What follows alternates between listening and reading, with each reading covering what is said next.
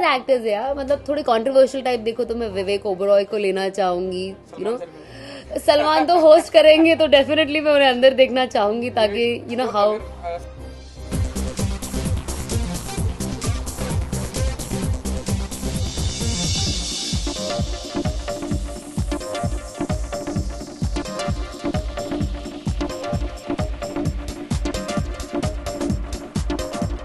Hello Sana. Hi. Sana, my question is to you, कि आप big boss होती तो क्या होता?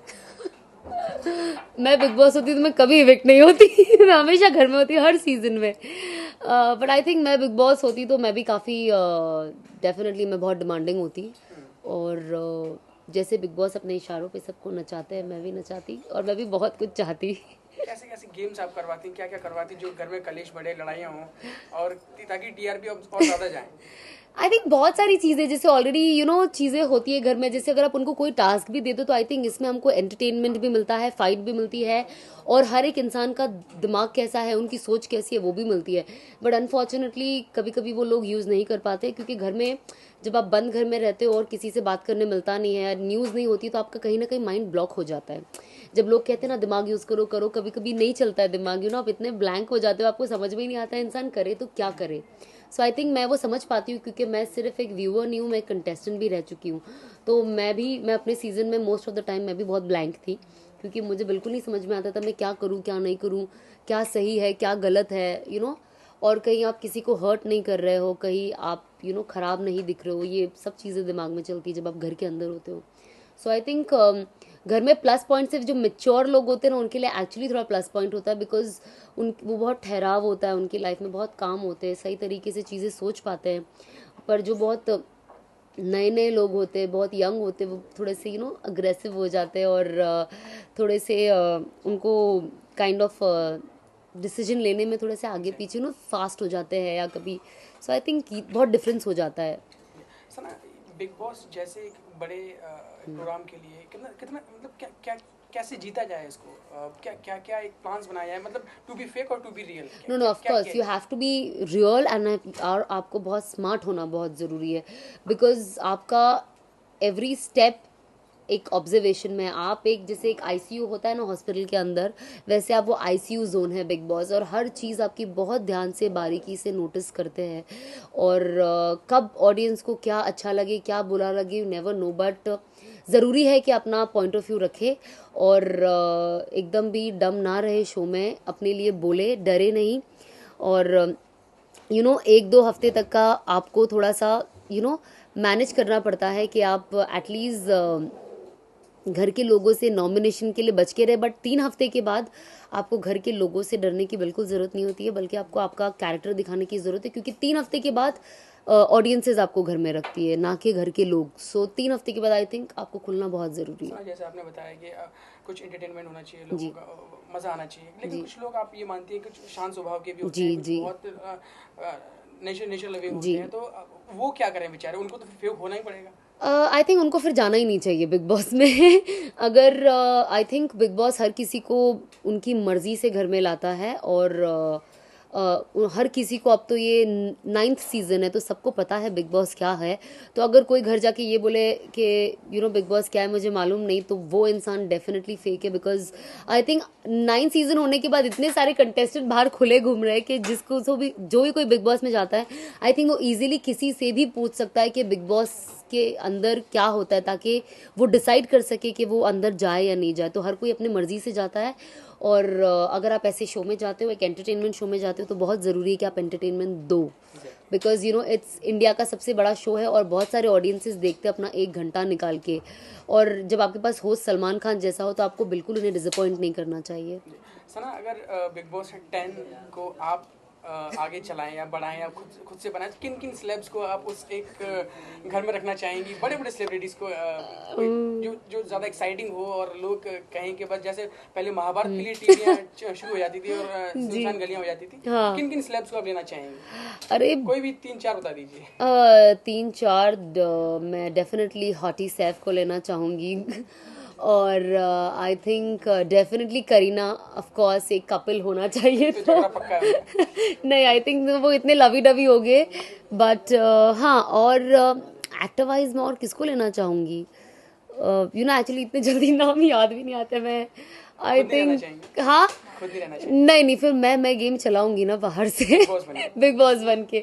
काफी सारे एक्टर्स है यार, मतलब थोड़े कंट्रोवर्शियल टाइप देखो तो मैं विवेक ओबरॉय को लेना चाहूंगी, यू नो। सलमान सर को सलमान तो होस्ट करेंगे तो डेफिनेटली मैं उन्हें अंदर देखना चाहूंगी ताकि यू नो तो हाउ अगर सलमान सर होस्ट करेंगे और विवेक जी रहेंगे तो वो पहले ही राउंड में बाहर हो जाएंगे। अभी वो तो ऊपर वाला ही जानता है, बट डेफिनेटली अगर आप मूवी एक्टर्स बोलोगे तो मैं इन सबको डेफिनेटली अंदर देखना चाहूंगी to see what they do, you know.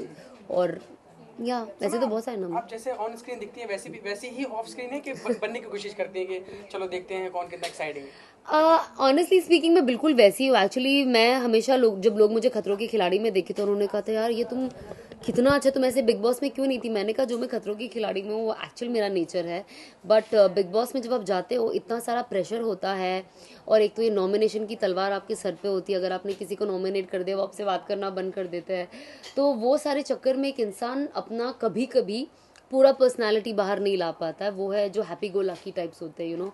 और कुछ लोग कर पाते हैं, बट मेरा ऐसा है if I don't like somebody मैं नहीं बात कर पाती हूँ, यू नो। मेरा एक चीज़ बहुत क्लियर है। तो आई थिंक ऐसे कैरेक्टर को घर में रहना बहुत डिफिकल्ट हो जाता है, बट जो लोग यू नो झगड़ा करके बाद में वापस से बेबी और लविंग डार्लिंग हो जाते हैं उनके लिए ईजी है। सर आप इतने दिन रह के आए बिग बॉस में, तो कोई आपने कुछ झगड़े कराने की कोशिश की कि आपको लगे कि यहाँ बम फूटे हैं या लोग लड़े मरे आपस में कुछ करें? एक्चुअली मेरे से सच्ची बोलूँ ये नहीं होता है। जब मुझे अभी भी अंदर जब मैं गई थी मैंने कहा यू नो मैं झगड़े लफड़े बिल्कुल नहीं करवा सकती हूँ, but I can be nice sweet, जो मेरा नेचर है और जो मैं टास्क करवा सकती हूँ मैं वो करवा सकती हूँ। एंड आई थिंक मैंने एग्जैक्टली वो किया। अभी आई एम श्योर आप कल 10:30 बजे देख लोगे वो। तो हाँ बस, बट मैं झगड़े कराने वालों में से नहीं हूँ। आपने आई थिंक मुझे 3 महीना देखा है, पूरा 24 घंटा जब मैं घर में थी, तो मुझसे झगड़ा नहीं करवा सकती हूँ मैं, बाकी सब करवा सकती हूँ। जी अच्छा ना, बिग बॉस के घर में घर को और ज़्यादा एक्साइटिंग और कैसे बनाया जाए? अगर आप होती तो क्या कोई दो चीज़ें क्या करती हैं? आई थिंक किस चीज़ की कमी है अभी जो वो लोग फिलहाल ये सीजन में जो कमी है मैं कहती हूँ ह्यूमर की कमी है। इस सीजन में कोई बिल्कुल मजाकिया नहीं है, कोई बिल्कुल नहीं हंसता है, किसी के पास मेरे ख्याल से कोई जोक्स ही नहीं है, किसी ने कभी कोई लाइफ में गेम्स नहीं खेले हैं। तो यू नो आई थिंक इस सीजन में जो चीज़ सबसे ज़्यादा लैक करती है वो है ह्यूमर। और जो भी अंदर एक्टर्स है कोई भी कॉमेडी, एक तो कॉमेडी जोन का कोई एक्टर नहीं है, और जो लोग हैं वो लोग कुछ बेसिक कॉमेडी भी नहीं कर रहे। तो आई थिंक कहीं ना कहीं उसकी वजह से सीजन थोड़ा सा यू नो कुछ लाफिंग फैक्टर नहीं है। सो आई थिंक लोगों को थोड़ा सा जोक्स वोक्स क्रैक करने की ज़रूरत है। अब बोल के तो ये सब आई हो, आई होप कोई उसे फॉलो करे, एटलीस्ट 2-4 जोक ही मार दे दिन में कि हमको हंसी आ जाए।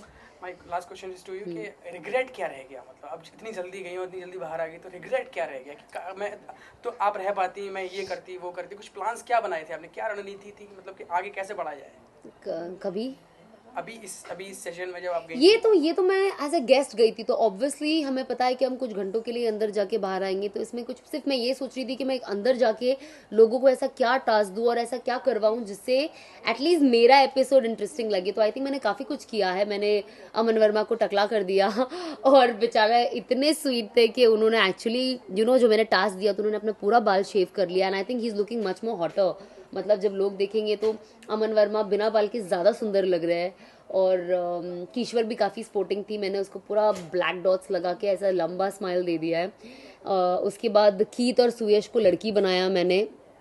और क्या कहते हैं, रोशेल बेचारी को नील डाउन करवा के पूरा घर में जितना काम है नील डाउन करके ही करना। मैंने कहा बेचारी अपनी नीज पे चल रही थी। तो आई थिंक सब लोग काफ़ी स्पोर्टिंग थे। बहुत अच्छा काम किया आज लोगों ने घर के अंदर। I am very impressed. Sana आपके आने वाले प्रोजेक्ट्स? फिलहाल I am gonna start next year in Jan with Tom Dick and Harry part 2, comedy film है। सो फाइनली विलन से मैं अब कॉमेडियन बन चुकी हूँ। So let's see. मेरे लिए तो डेफिनेटली एक लॉन्ग जंप है, क्योंकि मैं जय हो में you know I was a negative character with few scenes. After that I am directly doing a lead. So for me I am very happy. I think कभी कभी कहते हैं ना कुछ चीज़ें डिले हो जाती है पर it's not denied. So I think finally I am getting my due. So I am very very happy and I am looking forward. Sana हमारे दर्शकों को कुछ दिवाली की शुभकामनाएं दीजिए। Yes of course. मैं सारे दर्शकों को अपनी तरफ से happy Diwali and a very happy new year wish करना चाहती हूँ। दिवाली खूब अच्छी तरीके से सेलिब्रेट कीजिए और प्लीज़ इको फ्रेंडली सेव कीजिए, सेलिब्रेट कीजिए, और पटाखे थोड़े कम फोड़िए और उससे नॉइज़ पोल्यूशन नहीं होता है, एयर पोल्यूशन नहीं होता है, और सेकेंडली हमारा बीएमसी को भी थोड़ा आराम मिलता है। So have fun. सना, हमारी शुभकामनाएं आपके साथ हैं और हम चाहते हैं कि आप ऐसे ही आगे बढ़े और Thank खूब सारी फिल्में करें, Thank part you. 1 part 2 part 3। Thank you so much. Thank you